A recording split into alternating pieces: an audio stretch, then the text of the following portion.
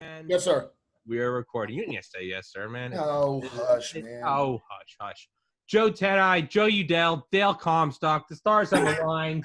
We have two badass American warriors and two not like that, me and Joe, but whatever.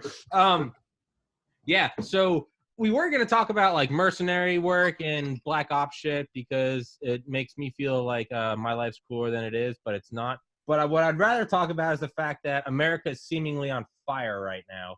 And Dale and Joe, because it doesn't matter what my opinion is on this shit. I mean, because I look at it, I'm like, well, we shouldn't be doing this and we shouldn't. But I have no experience in the military and I have no education in any of this. But I figured you two gentlemen, both much older than me and with experiences in these things. And I thought fitting on the anniversary of D-Day when we actually fought Nazis versus a bunch of fat social justice warriors with blue hair thinking they're fighting Nazis. What do you guys think about what's going on? Oh, man. Dale, let me start this one because I just saw this on TV and I bought crap myself, man. So I don't watch football. I don't watch any sports, right? I just don't. I know who Drew Brees is. I know his quarterback. And there was a video that they showed on TV. It looked like he recorded it in his kitchen. And he basically said, I don't want to quote Mr. Brees, but basically what he said was, I take offense to these guys kneeling because when I hear the national anthem and see our flag, I think of my grandparents.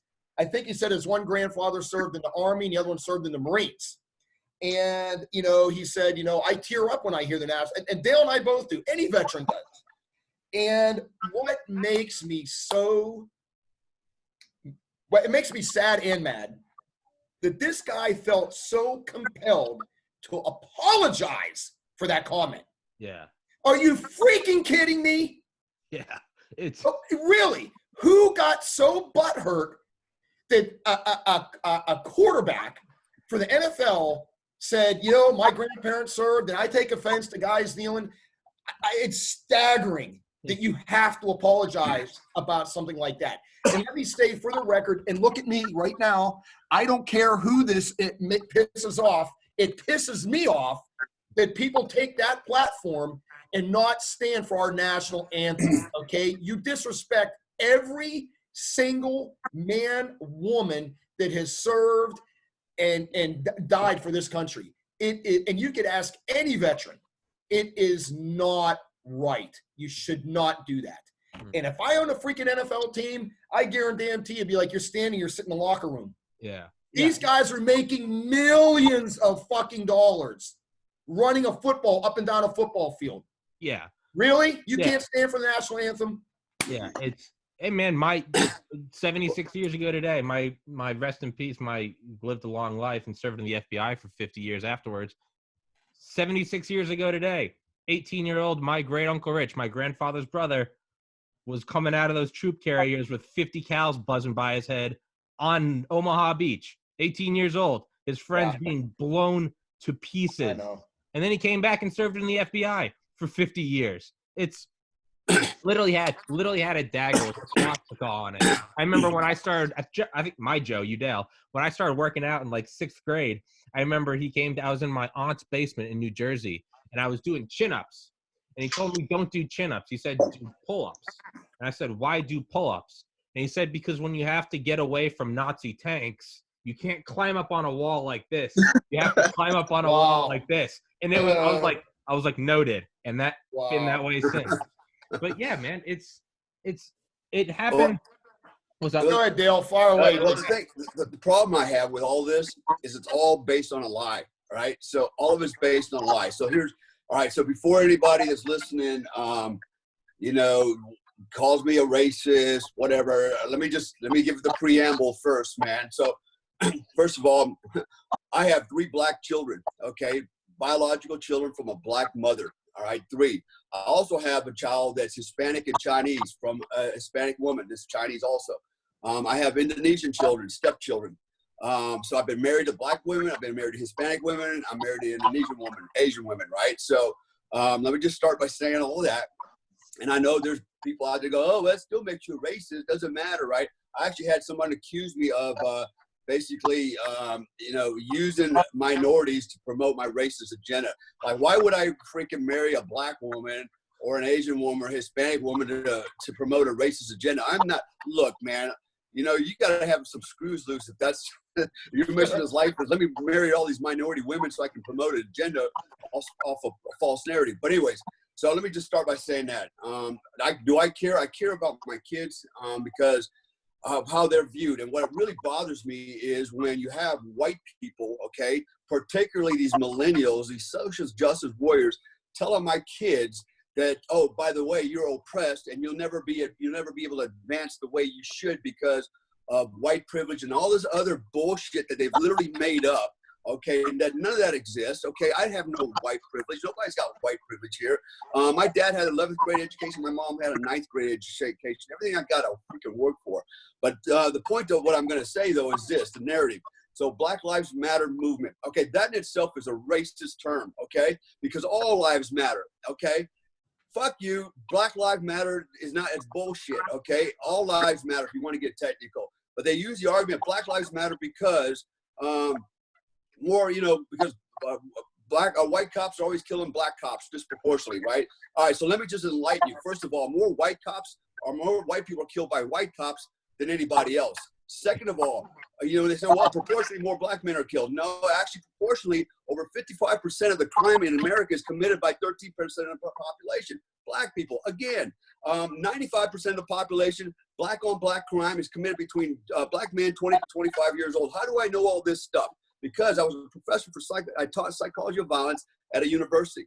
All right, so I did my statistics, I did my math. It's out there. The data's out there. Okay, you can go to the FBI, the UCR. There's a lot of sites out there that lay all the data points out there. But everybody wants to conveniently ignore all that, right? So this whole crap about Colin Kaepernick taking a kneel for justice for black men, and cops is all bullshit because it's based on a total complete lie, right? And so they argue, well, that's the First Amendment right to protest. Well, it is, you have a right to protest. You have a right to do all that, but not when you're on the clock on somebody's running a business, which, by the way, NFL is a business. And how do I know it's a business? Because my son-in-law is black, okay, was a linebacker for the New England Patriots and the New York Jets, okay, and he's really? Black. Yeah, exactly. He's all right. That's my son-in-law who's married to my daughter, who's half black, half white. All right. He's already told me how the whole thing. It's a business. So when you're taking a knee during business time and you're not following their SOPs, they want you to stand up. Okay, you have no right to protest. Your First Amendment right goes out the freaking window. Yeah. All right. You're on the business clock, man. So and what happened is, people are buying into this narrative, right? And if you're not buying into it, you're guilted. This white guilt thing, oh, you're just a racist, because you're not buying into this, right? And so I happen to know, and I won't give my source of information away because I don't want this person to become scrutinized. But as you know, Joe and I are into the life coaching business as well, and there are people out there that are white people, particularly white women, that are coaches, that are now basically the cancel culture is attacking them, saying, listen, if you as a white woman, even though you're a coach and it got nothing to do with any of this, if you're not out supporting BLM, we're going to basically bury your business. We're going to boycott it. So that's the game they play. If you're not on board with our BLM bullshit narrative, then you're a racist, and we're going to bring the cancel culture after you. And it's a sad truth. You know what? I got skin in this game. Literally, I have skin in this game. Oh, you're not black. You don't know what we're talking about. Yeah, well, I got black family. My children are half black. In fact, I'm deeply immersed in the black culture. All right, just by virtue of the fact I was married to a black woman for 12 years, and I was very in that culture. I was married previously to another black woman for 7 years. Yeah, 7 years. So I started doing some math. That's 19 years that I was in a black culture. I was married to a Hispanic woman, 5 years, okay? I'm married to an Asian woman. We've been together for 6 years, all right? So I know what the freak I'm talking about. I don't have to be black to identify with you. In fact, I have skin in the game because my kids are in this game. And I don't want white people out there telling my kids they're oppressed and that they'll never be all they can be because white people are holding back. No, the reason they're not, actually they're very successful. All of them are very successful. Nobody held them back. Okay, didn't have to have any special privileges. Nobody had to boost them up because of their skin color. They did it all on their own. They did it on their individual merits, and they don't make excuses for, you know, for why they didn't succeed at something. And by the way, we all fail. We all fail. Okay, but my kids fail. Everybody fails, but they don't make excuses and absolve their responsibility and accountability to somebody else. Go, well, it's not my fault. It was their fault because, you know. So stop telling my kids because of skin color that they're oppressed. Okay, stick that shit in your ass. You know, white people, shut the fuck up. All right, shut the fuck up. Especially you social justice warriors, shut the fuck up. Is all I can tell you. Yeah. And black people, stop making excuses. Stop making excuses. You know what? The most powerful man in the world, was the black President Obama. Okay, Yeah. if he can do it, anybody can do it. Yeah. All right, I got lots of black friends, man. Lots that are very prominent public figures, very wealthy. If they can do it, you can do it. Stop making excuses. Yep. Stop blaming me for my skin color. Yeah. Stop telling my kids they can't get ahead because of their skin color. It's all bullshit. I got ahead, they got ahead. My dad's got an 11th grade education. My mom's got a 9th grade education. I came from nothing. And here I am today, killing it. Why? Yeah. Because I freaking worked at it. Okay, that's it. I didn't make excuses. Joe, I want to hear what Joe has to say. Joe, by you, Dale. Joe, let me add to this conversation. Where did this all start? Where did this all start? Yeah, where do you think this whole powder keg started from? Because I'm trying to piece it together myself and I can't. Man, I don't really know where it started. It seems to have become more and more of an issue the last 10, 15 years. But I think my biggest issue is the word racism and Nazi. You almost lessen the meaning the more you use it, and the more you use it in a manner that's not accurate. Like, you don't have the evidence that somebody's a racist or a Nazi. Right. You know, this case in Georgia, down in South Georgia, where there's the man that had recorded the shooting had said that there were racial slurs as they were chasing after the man that was unfortunately killed. Okay, so that's racist. If they can prove on video, okay, that's racist. There's evidence, but I'm a real big proponent of if you're gonna use a word like that. Right. I think lessen the meaning of it if there's not evidence behind it. And I think promotes race, like that word has lost its meaning. They don't wield it like a sword now.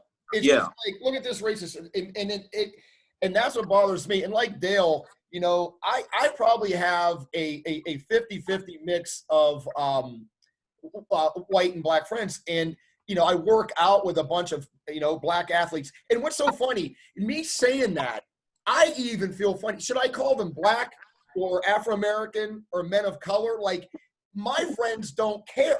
Yeah. They don't care. Like, if you call me a white person, I don't get offended by it. Yeah. But it is just so crazy how this is spun out of control. And then when I see organizations like, Antifa out there, and look, again, I agree with Dale. I am 100% behind anybody that wants to protest peacefully. Yeah. No problem. That's our God-given right in the Constitution. Right of assembly. Cross the bridge when you start burning buildings down, okay, and attacking people. What did Trump get hammered for the other day for saying when the looting starts, the shooting starts? They says that's racist. Yeah. Hey, guess what?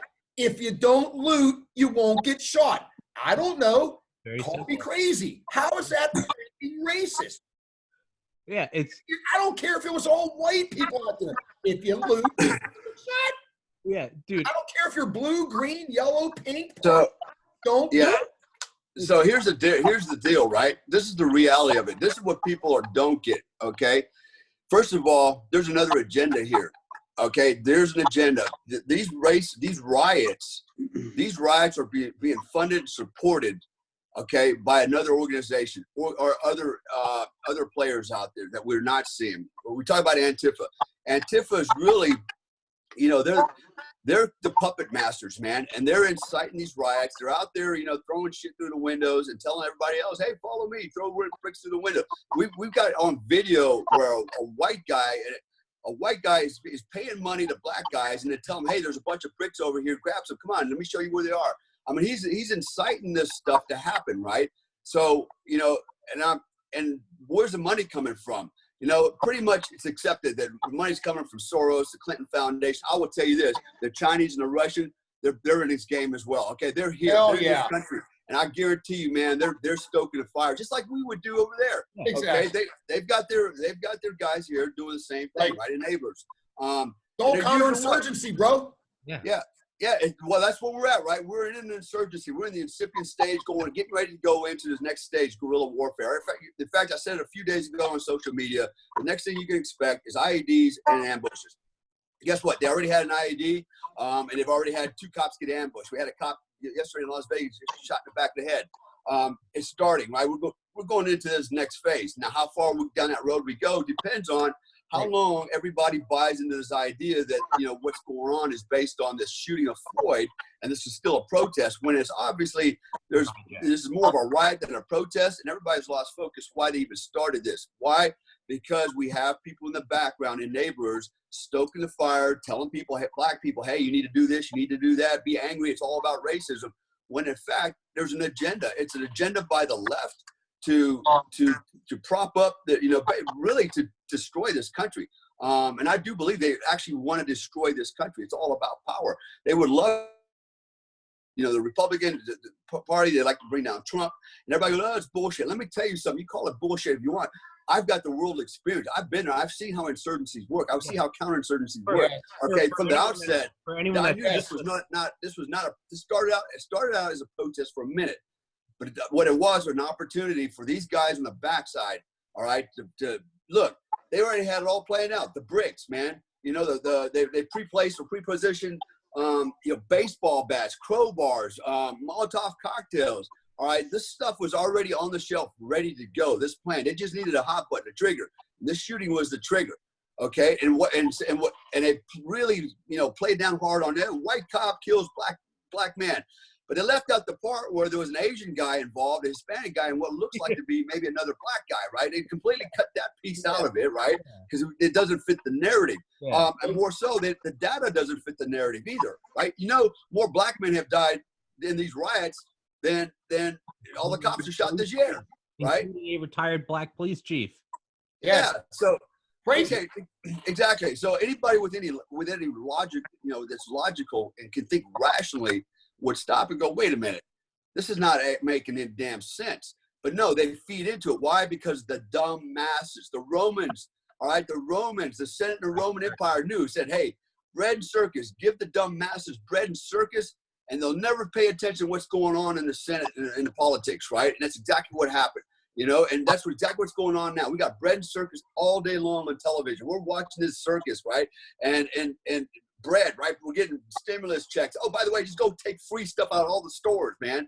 It's bread and circus. And while they're doing that, the government on the other side, I say the government, I'm not talking about, I'm not talking about at the level of Trump. I'm talking about the local state governments, okay? And you look where all these riots and all this crap's happening. It's happening in blue states, blue cities, Democrat-managed cities and states, okay? It's happening there. It's not happening in conservative areas, okay? Tells you something, man. This is being stoked, and actually, it's not being stoked.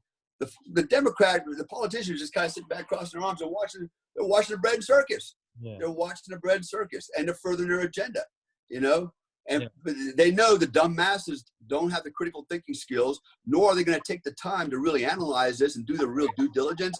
They're just going to go with whatever they hear. What? Break it. Let's go break it in more stores. Everybody go over here. Let's break it in more stores. And they're playing on emotion, Dale, and everybody. Exactly. Everybody is so spun up emotionally, and we all know is mature adults, when you get spun up emotionally, you look at things like this. Yeah. You're not doing what Dale says. Like, hold on a second. I'm gonna take off my emotional hat and put on my thinking cap for 1 second. Is this making any sense? Let me just do my own data mining. And do it for yourself. Don't watch CNN. I mean, you watch CNN. I got it on right now. And I watch Fox. Everything's so slanted. You can't even really watch TV anymore. It's so bad. But I don't know what the end state is here. I really don't. I've formed along the way. but I am so confused myself. I don't know where this is going to end. I hope it doesn't end badly for everybody involved, because no one's going to win. No. Left ain't going to win. The right ain't going to win. No one's going to win. Everybody's going to lose. I don't know. It's scary, man. I was gonna say, yeah, for anyone listening for the first time, not me and my Joe, but Dale and Joe Tedai, they both have experience in this, in special operations, as well as working for a covert group. These, if anyone can speak on this, it's these two, which is why I wanted to. It's the idea that this wouldn't be stoked by a foreign adversary is room temperature IQ, mouth breathing, dipshit. It's a no-brainer, dude. 1 + 1 is 2. Because we do it. What does Sun Tzu say? The enemy of my enemy is my friend. Yeah. There you go. All wars based on deception. I mean, that's it, dude. Dale's absolutely dead on. You can count that the Russians are involved in this. You can count, maybe even North Korea. They are loving these other countries that really don't like us are watching us going, oh my God, all we got to do is add a little bit of money to this fire and they're going to self-destruct. Yeah, but the thing is like it really did start, I think, as an organic, legitimate movement. Someone is unjustly killed, which they were, right, and you protest, which is beautiful. Thank God we're allowed to do it. Exactly. It's hijacked, and but it's been hijacked. So now, if you go against it, though, so it started as a legitimate, beautiful thing, needed to happen. And then it turned into this violent, destructive, multi-tens of billions of dollars of property and business damage and insurance claims. And now if you come out and say, that's not good, stop doing that, you're instantly, so you're against the protest for George Floyd. And it's no, I'm against the thing that's happening after it. And it's the idea that this isn't, I mean, in 2015, the Baltimore riots after the death of a black man, Obama said, "You are undermining your own communities. When you are burning businesses, you are not marching for civil rights. You are committing arson. When you are looting, you are not pushing your agenda. You're committing theft. These are very simple felonies, and you're undermining your own community." But fuck that. That's 5 years ago. That's gone forever. Doesn't matter that the black president said that. Right. Fuck you. The dumb masses. You know what? And here's the thing. The media knows, politicians know that people's memory is like that short. Okay. They can't remember 2 weeks ago what happened, let alone 5 years ago. Okay. No. Is anybody talking about this virus? No. That shit's out the window, gone. The virus, something's cured, man. It's cured, right? Because they know. And here's what's going to happen. Mark my words, okay? If this whole rioting thing calms down and everything gets back to normal, which I think it can, because here's what's happening also. People are getting woke. A lot of black people are going, wait a minute, why is this freaking white boy here throwing bricks through the window saying he's supporting me and smashing shit up, right? When we're supposed to be protesting, not rioting, right? Why is a white Jewish man running BLM? Yeah, so exactly. So they're getting woke. Hello, right? Anybody home? Yeah. So I think they're going to start getting woke and go, whoa, stop the madness, right? And that's not going to work out well for the left side, the Democrats, right? Because they need this to keep going, but it's probably not going to go. And if it does continue, then it's going to go beyond November after the election. Either way, November, if Trump gets elected, which I think he will, either way, and if he doesn't, either way, shit's going to hit the fan. It's game on, man. But they're going to do their best to keep this thing going until at least the election. So if these riots and all this protesting goes away and everything's back to some normalcy, I goddamn guarantee you, all right, the second wave of COVID virus is coming. All right, I'm telling you right now, it's on the way. It's in the queue. Yeah, the virus. Shelf launch. They got it lined up. What do these fuckers want next? It's literally Let me say this for the record too, guys. The death of Mr. Floyd, tragic. I don't care, white, black, green, purple, doesn't matter. Do I think those cops killed him on purpose? No, I do not. I mean, there was somebody videoing it right in front of the guy's face. You're telling me you're a law enforcement guy. There's a person saying, and you're going to murder somebody on camera? Don't think so. Highly egregious, yes. Excessive use of force, Yes. Do I think the guy killed him on purpose? No, I do not. Should they pay for what they did? Yes. I'm not a judge. I'm not an attorney. I'm not gonna even talk about that. But do I think the guy was killed on purpose? No. Then somebody said, I saw it on TV, that they knew each other in a club or something. I don't remember exactly what it was. Like the police officer knew Mr. Floyd working in a club or something. They worked like security together. That's what I heard. Yeah, that's it. What does it have to do with anything? And if he did know him, maybe they were even I don't know. But the guy, there's no way that this man was killed on purpose. It was terrible and it was tragic. And, it shouldn't have happened. With that said, there is something that kind of shows the way that the temperature of this country. So I'm all about people helping people. But this is kind of like where I have a hard time. There are great veterans groups out there that are nonprofits that are trying to raise money. Does anybody have an idea how much I believe it's Mrs. Floyd has raised on GoFundMe for the death of her husband? $13 million. Jeez. Hey, hustle, I go get it. 13. If you don't believe me, go check. I believe you. I'm not faulting her for trying to raise money for her family. Let me say that again. Read my lips. I'm not faulting her for raising money for her family. But it's the most money ever raised on GoFundMe. I guess my question to you is this: how many veterans that have died and their families have died fighting for our country went on GoFundMe and raised $13 million for their husband? Nothing, because you're evil white men. Zero. You're evil white men. Zero. But that's the thing, is I can tell you what the first feedback is going to be from this video immediately. Oh, look, a bunch of white guys discussing these problems. That's racism. That's racism right there. Hey, look, guys, we all know we're going to get beat up for this, but I will not, and Dale will not, sit back idly and just sit here. I am not a sheeple. Yeah. I'm not racist. Like I said, I say 50% of my friends that I know and I work out with are Afro-American, black, whatever you want to call them, right? Yeah. They don't care. No. They don't care. And they're friends of mine. If they called me right now, I'd be like, yeah, I'll be there, brother. I'm not one of those people. What I'm worried about is my freaking country. Yeah. And the sacrifices that have been made by guys like Dale and other guys out there giving their lives for this country. And it's just unraveling. It is just unraveling. And I don't know. And here we go again, right? Cognitive dissonance. The facts are right there in everybody's face. The facts are in the face. And you're right. They're going to call us a bunch of racists because we're having a conversation and it doesn't fit the narrative. But the facts are right there. Look at the statistics. Everything I laid out earlier is fact. Everything. The numbers, they don't freaking lie. Here's another thing you could argue. Okay, you've got protesters out there, and then you've got rioters out there. They're intermixed. Why are the protesters not turning on the rioters, going, "Hey, stop! You're killing our cause, and it's not right." Why are they not standing up to them? Why? Yeah, they're letting them go. So in a lot of ways, man, they're culpable. The protesters are culpable. They're by allowing it.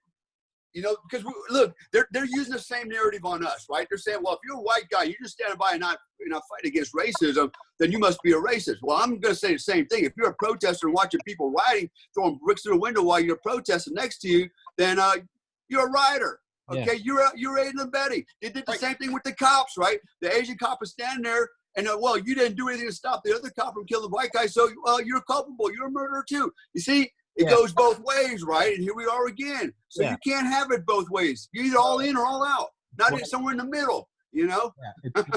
What do they say? If you have 100 cops, one bad cop, 99 good cops, and none of them do anything about the bad cops, you have 100 bad cops. Okay.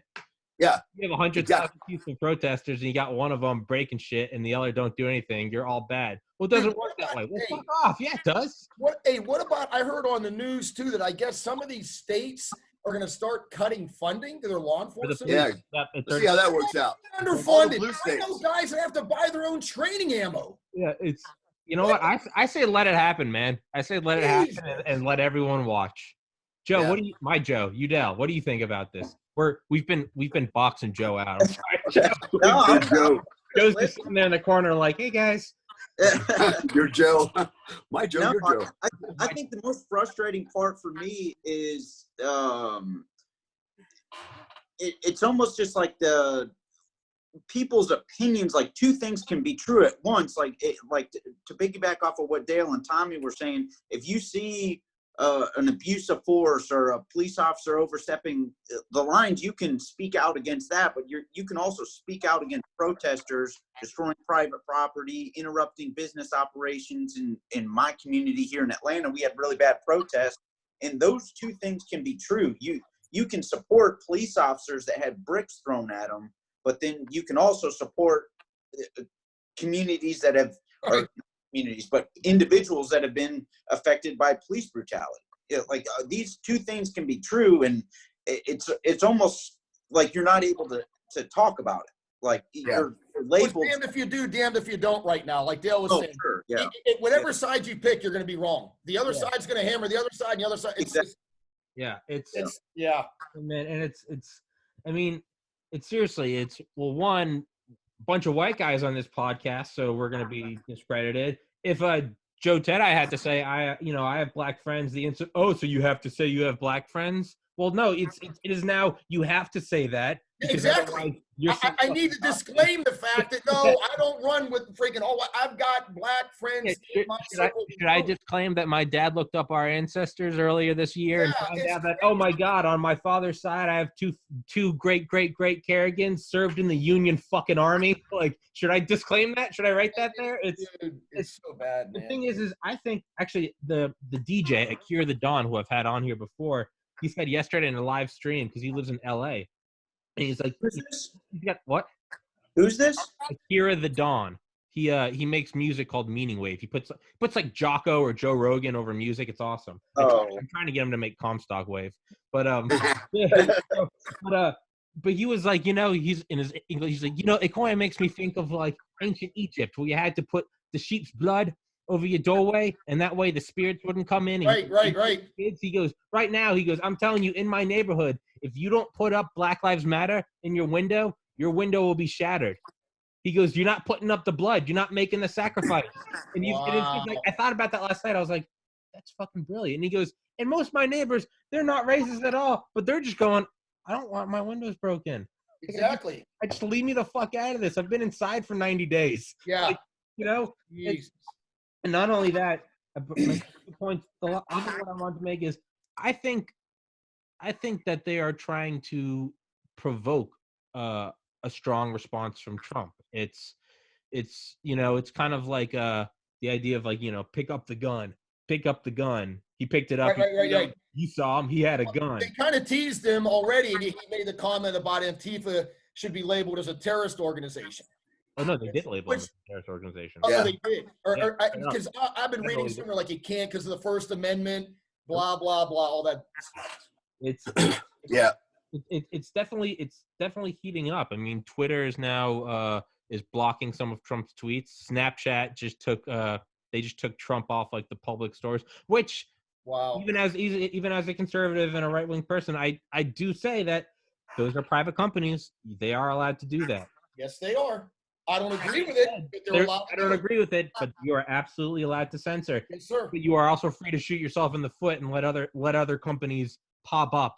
And I actually also these social media platforms, okay, that's all they're supposed to be, is platforms for free speech. And when you get into the business of censoring, okay, and now they're getting into in the realm of journalism. Right. So they fall under different laws and regulations and stuff. So that's why Twitter's kind of in this weird place right now because of what they're doing. And Facebook, at least Zuckerberg's smart enough to go, you know what, I'm going to go down that road, because otherwise, if he does, now he's going to fall under different regulatory, requirements, things like that, and he could set himself up for all kinds of lawsuits, right? But he's already stood in front of Congress once. Yeah. So, it really comes down to this. There's a left-wing agenda out there, and it's perpetuated by really, again, I'm going to say the dumb masses. And people, well, these are some really smart people. They're still the dumb masses. I don't care what kind of education you have. You're an idiot.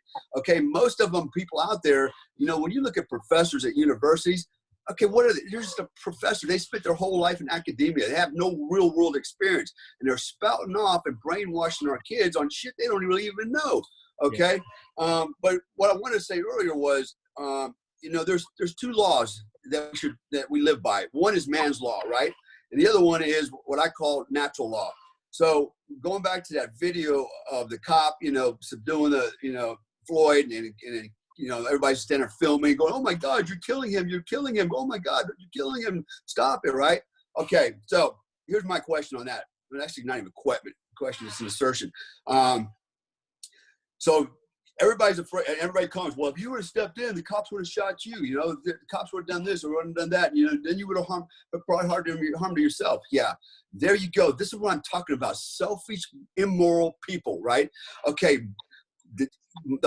the natural law says this: if you see something wrong, you are to do the morally right thing, the ethical thing. The morally right thing would have been, you see a man getting killed unjustly, and you feel so strongly that he's being killed unjustly, what are you supposed to do? Keep filming? For what, posterity? Or get your ass in there and help that guy, even at risk of you losing your life. Look, there's 2 cops or 4 cops there. How many people were standing around there?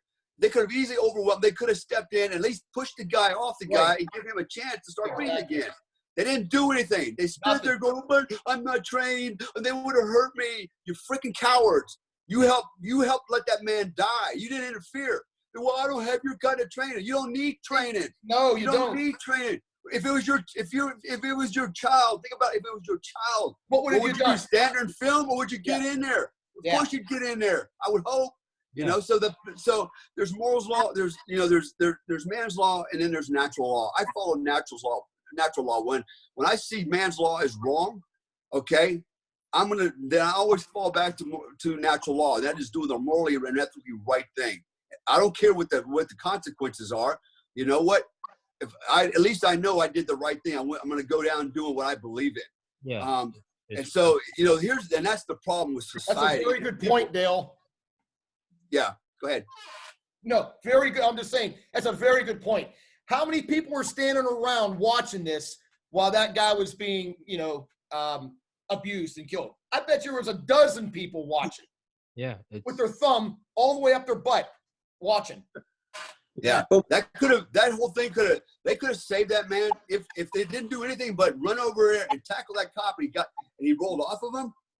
That might have been enough to allow that man to breathe again. And that probably would have changed the whole dynamic of that arrest. Yes. And that guy would have been saved. Yeah, it might have been a melee there for a minute, and there were a bunch of people in handcuffs, but at least he would still be alive. Yeah, everybody's going to go to jail, you know, whatever. So what? You did the right thing. You know what? And let it sort itself out in the courtroom. And maybe you don't get away with, maybe you end up in jail after all. But at least you know what? You can sleep good at night. Yeah. You know? You can sleep good at night. Yeah. So, you know, I always tell people it's context, right? When you sit there and tell me, because that's always a fallback. Well, I'm not trained and they have guns and they might shoot me. Yeah. What if it was your 5-year-old boy or daughter in that same situation? Would you stand there and film it and say, hey, you're hurting him? Or would you get your ass in there and get it on? Yeah. Hell yeah, you'd get it on. Why? So you telling me that man's life was invaluable enough for you to do that? If you're going to tell me all lives matter, get your freaking ass in there. You know? It's man, and it's again, and even in the wake of that, it's that black police chief killed defending a pawn shop. Yeah. And that black federal agent killed several days ago, who I've seen people say he's not really black because he's half black. Oh, at fucking what point is this now? Oh my God! Are you kidding me, Tom? Yeah. Well, no. Hey, so Tom, with that said, right? So that's going to be now half Black Lives Matter. Yeah, exactly. If you're going to make that distinction, then why are you allowing white people to protest on your behalf? Well, they're not black. Oh, no. Right? I actually saw a post about that the other day, and it said, remember, if you are white and you are joining these protests, just remember you're a guest. I guess. Yeah. Yes, I saw someone say, hey, get on your knees. I didn't know. Yeah, I saw someone say, a guest to what? And the response, someone said, I think like Airbnb guest. And someone said, no, you're a guest to their pain and suffering. Oh, Okay. Let me just blow my brains out right Come now. on, dude. Yeah. Wow. It's psychological warfare. All this is yeah. psychological warfare, man. Big It's time. what it is. And we're, you know what? And we're dealing with the dumb masters again, and they're pulling us down to their level, and we're allowing it. We're allowing it when they tell women, white women on the street, get on your knees and beg for forgiveness for your white privilege.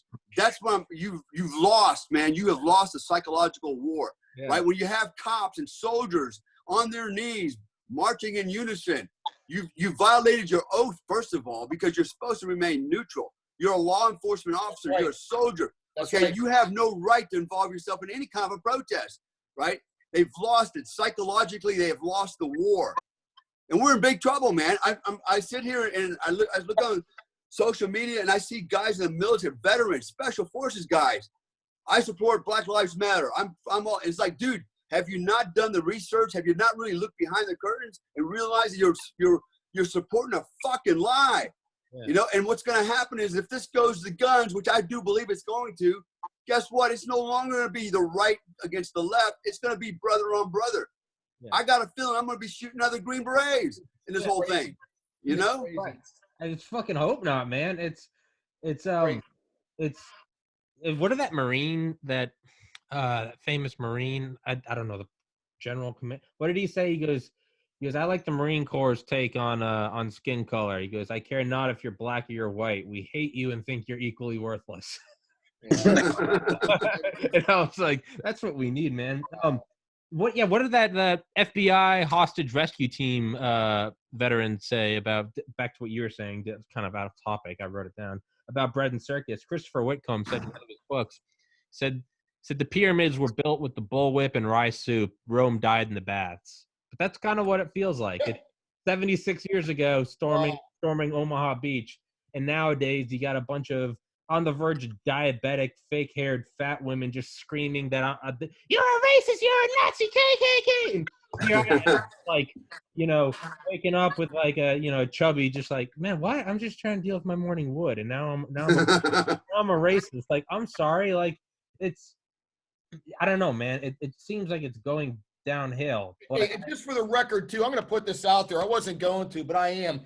I'm not going to mention the name of the organizations, but I personally, okay, because of being on TV and the amount of people I have on my Facebook page, I have personally been contacted in the last 5 days by 3 different organizations wanting me to endorse their program and I'm not doing it. Jesus. I'm not doing it. Jesus. I will not do it. It is wrong. It's morally wrong. It's ethically wrong. I'm not doing it. It is not the way I operate. I don't care if somebody say, Joe, here's $1 million check. Do it. I'm not doing it. Yeah. It's just, I wasn't raised that way. I grew up.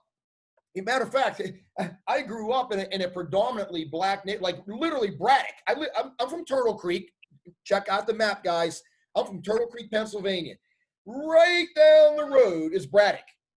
It was predominantly Afro-American people. I interfaced constantly growing up with friends of my friends of mine. And so I am not going down that road, guys. I think once you go down this road, there's no going back. Yeah. No. You can't be a little bit pregnant. You just can't. You're either freaking done or you're not done. I am not doing this. Can't be a little bit pregnant. Okay? Sorry. Yeah, man. It's fuck, what was I gonna say? I don't remember what I was gonna say. God damn it. You're getting all wound up too. I'm getting all excited. I don't know, man. It definitely seems like, and by the way, when we say that this is a leftist thing, that doesn't mean just Bob liberal who votes Democrat. This isn't you. I think there are nefarious greater powers at B. This isn't. Of course, Dale's right. Of course he's right. Because we do this. I know my Joe's got to go in a minute, so we'll wrap this up. But I was going to say, When was the War of the World scared? Do you guys remember that? Was it the 30s? Yeah, that was back in what, the 40s or 50s, something like that. Orson Welles read. Yeah, Orson Welles. It came over the radio. And that was actually a huge thing with the what at the time is the Department of War, back before we were pussies and changed it to defense. But the Department of War said that they said we can't let that happen again because the phone lines are swamped, everything was swamped, and it caused such a mass disarray that if that was a Soviet operation, they could have invaded, and we were so busy with ourselves. Exactly. You think that this isn't the same thing? Get everyone riled up. Well, shit, man, that's how you can't go in dry with no lube. You got to have foreplay. Right now, this is some foreplay. And let me tell you, if you don't think ISIS and these terrorist organizations aren't waiting, like, oh my God, these guys are self-destructing from the inside, this is a perfect opportunity for these assholes that come over here. And Dale, correct me if I'm wrong. If nothing else, it's a great test run. Exactly. You know, they could do penetration tests right now. See how deep they can get into a city with a package, even if it ain't even real. Okay, let's see if we can get guys into these buildings. It's perfect because everybody is so fucking consumed with this other shit. Somebody could walk by them with a nuke and not even see it. Yeah, it's 10:45. I know my Joe has to go to work. Yeah, let me say one thing, and then I'll let you guys have it. Let me jump in. Joe. So I have a background. I have a degree in criminal justice, and one of the first things that they taught in school, and one of the first things I know they teach at the police academy is your responsibility as a police officer is to protect the innocent fellow officers, and then protect the criminal. And so they protected, there was supposedly a forgery going on, so that's a crime. They intervened with George Floyd, so they protect the public from harm to like our currency financial system. And then they protected officers by officer safety, restraining him, searching him, so now he's restrained. But all those officers that stood there, including the one with his knee on his neck, now owe it to protect the criminal. They're there to protect the civilians and public safety. They're not the executioner. They're not that's what our court system's for. They are there to go down the list of innocent fellow police officers, then protect the criminal. And they failed to do the last step of that. He was restrained. It was completely unnecessary. Yeah. So Joe, all right. So I used to go to criminal justice as well. So what is the first and most important trait a police officer should possess? Integrity. Well, actually, it's discretion. So integrity is important, right? But discretion, right? So in that scenario, the guy wasn't bound. Look, procedurally, he could have said, you know what? Let me get off this guy's knee or neck. Let me roll him over. Let me just pick him up. Hell, maybe I don't even need to, really cuff him. He's being compliant. There's things officers can do called discretion. And he had that discretion. I'm not going to defend him, but I agree with Joe. I don't think he intentionally meant to murder the guy. I really don't. I think he lost his way and didn't realize what he was doing and how far he was taking this. And I think also the issue was he was reluctant to back off and use that discretion because he's under the camera. And it's like, I got to show that I'm doing my job and be professional and not be in any way goaded by these hecklers or these spectators. He was trying to assert himself as, I'm doing my job. I know what I'm doing, but he really didn't he didn't use discretion and go, well, maybe they're right. Maybe I am choking this guy out and let me roll him over. So that was a big mistake. And, how that all ended up, and why it ended up there, that's another story. But what happened at the end was, I don't think it was premeditated, even though now they're saying it's premeditated because he had enough time to think about it while he was choking him out. And he decided to continue on. I don't think his intent was to kill the guy. That's what I think. And so I don't think it's first degree murder. I actually think it's probably a manslaughter charge. Right. I don't think it's, maybe second degree murder, maybe. They just upped it to second degree murder, which I think is going to be problematic because it's going to be hard to prove that it was premeditated and he could be acquitted. Yeah. Exactly. So that happens. Oh, right. Jesus fuck. I mean, man. I know, Joe, we're keeping you. I know we got to let you go. All right. Yeah, I got to head out, guys. Yeah. All right, Joe. Thanks, All Joe. right, fellas. Cheers. Take care, Joe. Yeah. Yeah, I mean, it just for the record, before this podcast ends and people jump on it for a bunch of white guys, there's nothing good about that guy dying. There's nothing. Don't think that this is he did. Oh, dude, he's a guy that died, that had brothers and sisters and parents. He was someone's friend growing up. He had an inside joke with a person at a store. He's you and me. That's not good, and there does need to be reform. And and that's what I mean by like what Joe said earlier. You can believe multiple things. The riots are bad. There does need to be reform. That wasn't good.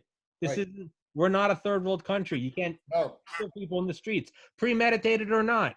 Right. That can't happen because tomorrow it could be my son or it could be me. Yeah. It's yeah.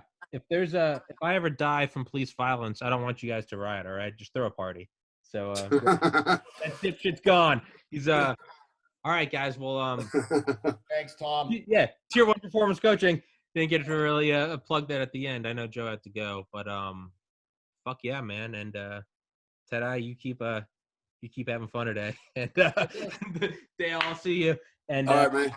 Let's as always, let's do another one, guys. Yes, sir. All right. Appreciate it, brother. Take care. Yes, take care. Bye bye.